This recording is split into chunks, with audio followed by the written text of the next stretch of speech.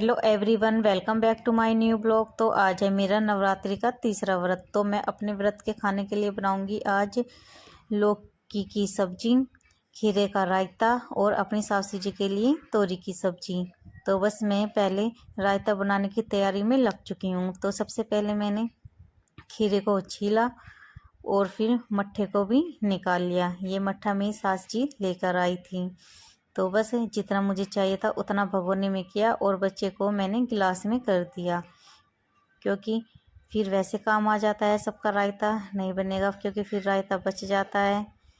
तो अपना ताज़ा रायता जितना हमें पीना हो बस उतना बनाओ और फिर बाद में बना लो। तो इस हिसाब से मैंने रायता तैयार किया। तो बस मैंने खीरे को छील कर और उसको डायरेक्ट मट्ठे में ही ग्रेट कर दिया। तभी नारायण आ रहा था, फिर मैंने उसको भी थोड़ा सा खीरा काट कर दिया नमक लगा कर, तो वो खाने लग गया। और बस फटाफट में बना रही हूँ खीरे का रायता। तो बस ये मैंने जीरा भून लिया था, नमक सब डाल दिया है इसमें और इसको अच्छे से चम्मच से चला के, और ये हमारा रायता हो चुका है तैयार। तो बस इसको तैयार करके मैं रख दूंगी फ्रिज में, ताकि इतना खाने का नंबर आए इतना हो जाए ये ठंडा।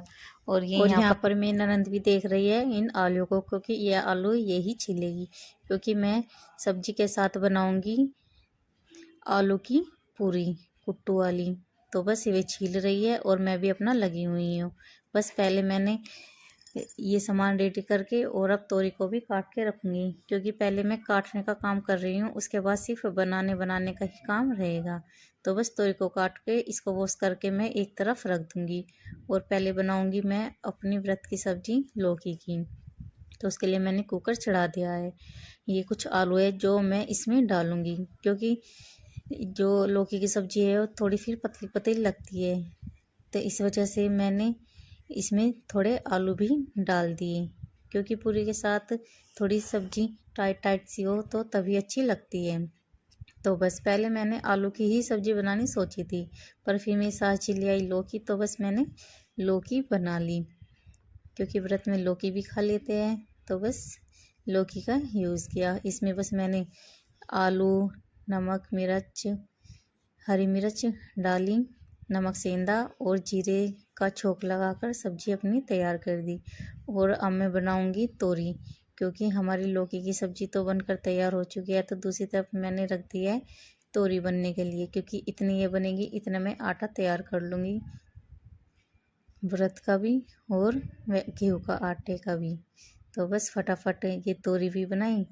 तो बस इसको भी मैंने जीरे में छोंक लगा के तोरी डाली, ऊपर से मिर्च डाली और फिर नॉर्मल मसाले डालकर हल्का सा पानी डालकर, और ये बस मैंने अपनी तोरी भी तैयार की। क्योंकि नवरात्रि में बिल्कुल भी लहसुन और प्याज का यूज़ नहीं करना चाहिए, और हमारे पास टमाटर भी नहीं था, इसलिए बस ये बिल्कुल सिंपल ही बनाई।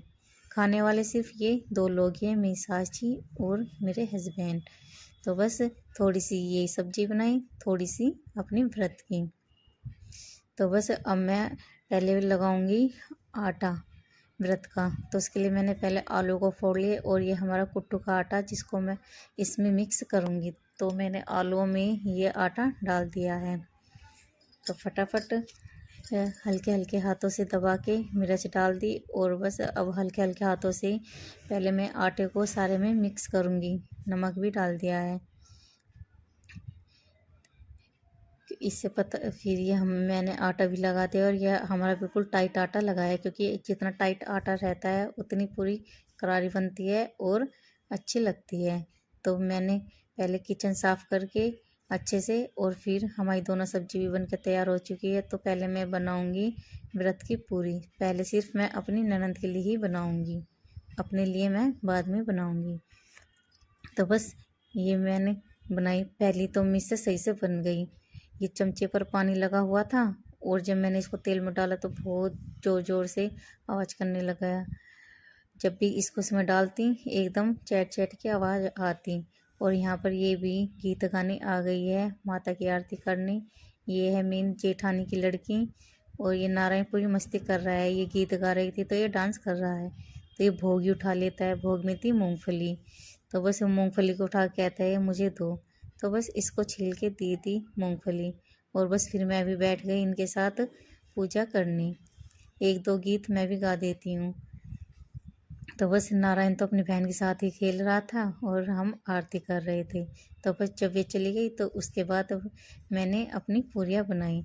तो जितनी मुझे पहले व्रत की पूरियाँ बनानी थी वे मैंने बना ली। फिर मैंने बनाई रोटी, क्योंकि ये हमारी सब्जी भी बनकर तैयार हो चुकी थी।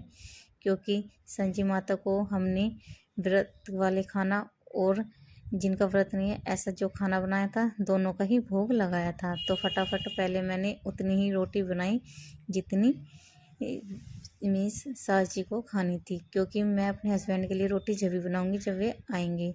उनको आने में 10 से 11 बज जाते हैं, तो फिर इतने रोटी ठंडी हो जाती है तो तभी बनाऊंगी।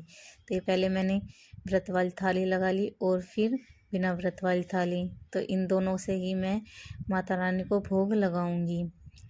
तो बस अब मैं इनको भोग लगाकर जो व्रत वाली थाली है वो तो मैं अपनी ननद को दे दूँगी, और जो वैसी थाली है वो अपनी सास जी को। तो बस ये भी खाना खाने लग गई और फिर मैं भी अपनी, और बस अब मैं बना रही हूँ अपने लिए पूरियाँ। तो ये नारायण भी अपनी बुआ के लिए पूरी लेने आया। मैंने प्लेट में रख के दी तो हाथ में ही लेके गया, क्योंकि वो ठंडी हो रही थी। तो बस आज काम करते हुए मैं बहुत ज़्यादा थक चुकी थी, क्योंकि मैंने डबल डबल खाना बनाया। पर कोई बात नहीं, ये तो मेरा काम ही है जो मुझे करना है। तो मैंने अपनी थाली। तो मिलते हैं नेक्स्ट व्लॉग में, जब तक के लिए बाय बाय। जय माता दी।